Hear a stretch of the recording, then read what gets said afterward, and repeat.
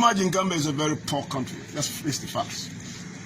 Countries like Sierra Leone, Ivory Coast, Liberia, these countries are really, they're endowed with natural resources. In the context of gold, diamond, bauxite, chromite, iron ore, even petroleum. But imagine the wars they fought for years. Go back and see. It has retarded all what they've gained over the years. In other words, give them a very serious setback. And Gambia is a very poor country. We cannot afford to allow conflict in this country. It is not in our collective interest. Yeah. Sorry, I would like to. I want to know what can you do as your role to unite the political leaders in the Gambia, because as you see, most of the political leaders in the Gambia, some of them are into this tribalism, as you said. So what is your role and what will be your greatest advice that you can put across to them? I mean, to be honest with you, it's a concerted effort, not an individual effort. My views, your views should be very resonant and very direct to the point. If this is a view shared by all of us to say we would like to see us working together as a nation, let's look at this. Look at it in this way: Gambia is all Gambians. Period. Politics aside, tribalism aside, and that is a major message, in my opinion, we should filter down. If this is something embraced by every Gambian, alone we cannot do it. But we can always make the clarion call to say, let's not do it. Why? We've seen it from other countries. It went the other way around. In other words, it degenerated into a conflict situation of unprecedented proportion. So Gambia, in my opinion, we should not allow that to happen. Thank you. You are watching VM International TV, and welcome. Earlier today, CDS Drame met the governor of West Coast Region, Lamin Sane, concerning about how to maintain peace and stability in the Gambia. He addressed the people and the nation that peace is life and conflict will only divide us as Gambians and nothing else. He added by saying there is no room for tribalism in the Gambia. Gambia is a small country. Let's maintain peace, love and stability. Nobody would emerge as a winner if there's a problem in this country. All of us stands to lose, including my very side. We are talking out of experience. We've served in conflict within countries. We've seen the repercussions of conflict. Conflict comes with a lot of repercussion. In Israel, usually always, there's wanton destruction to lives and properties. In Israel, there's what we call vicious circle. In Israel, there's what we call deep-felt animosity. Although people can forgive, but they cannot forget. It's a natural instinct. You guys basically as journalists, usually always having drawn useful lessons from other conflict situations across the world. What is the main cause of conflicts in Africa? One of the main causes is tribalism, nepotism, and other forms. But mostly in Africa, tribal sentiments is the main cause of conflict in Africa. In Rwanda, within 3 months, within a span of 3 months, over 800,000 lives were perished. Those were the lives accounted for. Imagine those who died unaccounted for. And again, what was the cause of that war, civil war in Rwanda? Is tribal sentiment. Hutu, Tutsi. You ask yourself, what is the importance? Within 90 days, over 800,000 lives got perished. In Sierra Leone, even though it could perhaps be attributed to bad governance, but again, one of the underlying causes is tribal sentiments. In Liberia, tribal sentiment. In Cote d'Ivoire, tribal sentiment. The list would go on and on. Research were done, and they came to a conclusion. Most of the causes of conflict in Africa is as a result of tribal sentiment. Drawing that into the Gambia context, relationships are so interwoven. Our relationships are so interwoven. Why should we, as Gambians, allow tribal sentiment to creep into the fabric of this fine institution, or fine nation?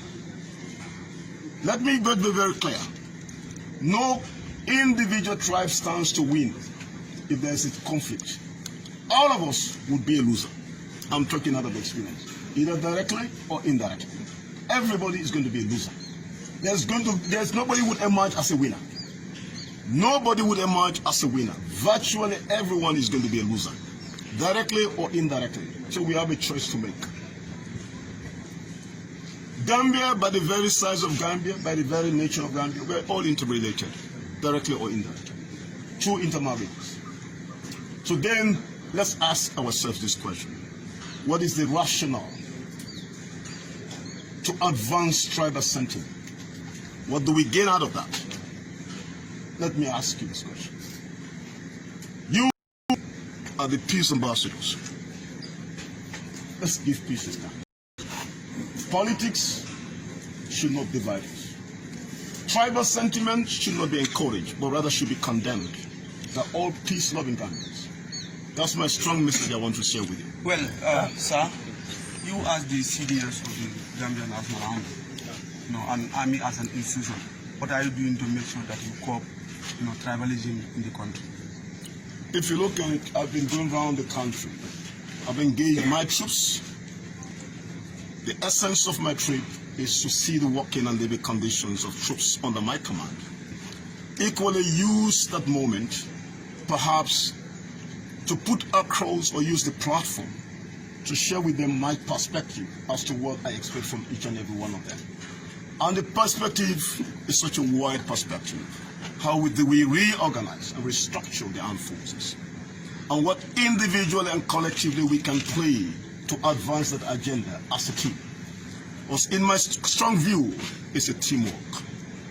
I may have the vision, I may have all the plans, but again, it requires concerted efforts and synergy of efforts. Meaning every single member of the armed forces, we have a role to play. And together I want to believe we can advance our collective agenda together. Now, on the issue of peace and security, I've engaged governors, regional governors, members of the other security apparatus across the country, and other stakeholders. My message is the same message. How do we collectively work together to advance the agenda of peace and security in this country? Like I mentioned earlier on, it is in our collective best interest, as individuals, as institutions, as a nation, as a region, that we all work together to advance the culture of peace and tolerance. Because why? We all stand to gain together. And nobody would emerge as a winner if there's a conflict in this country. And one way we can do that, we must be very accommodating. We must be tolerant. Of course, we should see ourselves as Gambian, and Gambia for all Gambians. That's my stake. Because I'm talking out of experience. I've seen the repercussions of conflict, not hearsay. Meaning I've served in conflict-ridden countries. In other words, I'm drawing from those lessons. We've seen the repercussions of conflict. It retards progress. The economic, social, and political fabrics of a society is going to be seriously retarded if there's a conflict in any country. So nobody, imagine Gambia is a very poor country. Let's face the facts. Countries like Sierra Leone, Ivory Coast, Liberia, these countries are really dealt with natural resources. In the context of gold, diamond, bauxite, chromite, iron ore, even petroleum. But imagine the wars they fought for years. Go back and see.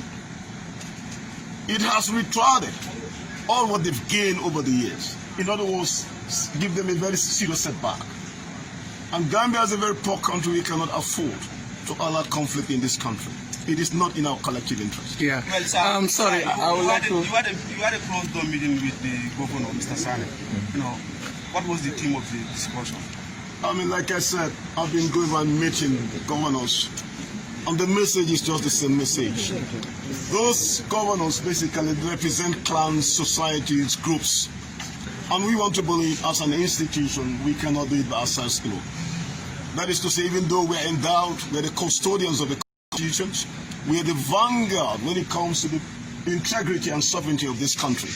Notwithstanding, the armed forces as an entity cannot do it by themselves alone.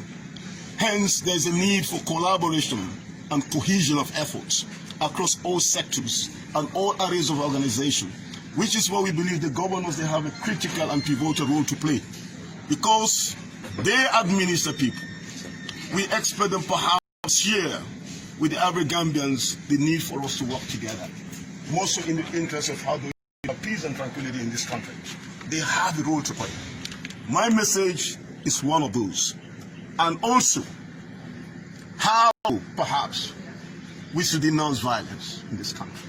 How perhaps allow politics to divide us further. Politics is a process. After politics, in my opinion, that's my stick. But if we allow to be hindered by philosophy or ideologies, that would perhaps be very detrimental to the coexistence and cohesion of this country. Let's think, is it in our interest? In my opinion, definitely it's not going to serve our interest. One more before you go. I would love to ask this question. My name is Musa Trawale from Home Digital FM. I want to know what can you do as your role to unite the political leaders in the Gambia? Because as you see, most of the political leaders in the Gambia, some of them are into this tribalism, as you said. So what is your role and what will be your greatest advice that you can put across to them? I mean, to be honest with you, it's a concerted effort, not an individual effort. My views, your views should be very resonant and very direct to the point. If this is a view shared by all of us to say we would like to see us working together as a nation, let's look at this in this way. Gambia is for all Gambians, period. Politics aside, tribalism aside. And that is the major message, in my opinion, we should filter down. If this is something embraced by every Gambian, alone we cannot do it. But we can always make the clarion call to say, let's not do it. Why? We've seen it from other countries. It went the other way. In other words, it degenerated into a conflict situation of unprecedented proportions. So Gambia, in my opinion, we should not allow that to happen. Thank you. Thank you very much. Thank you.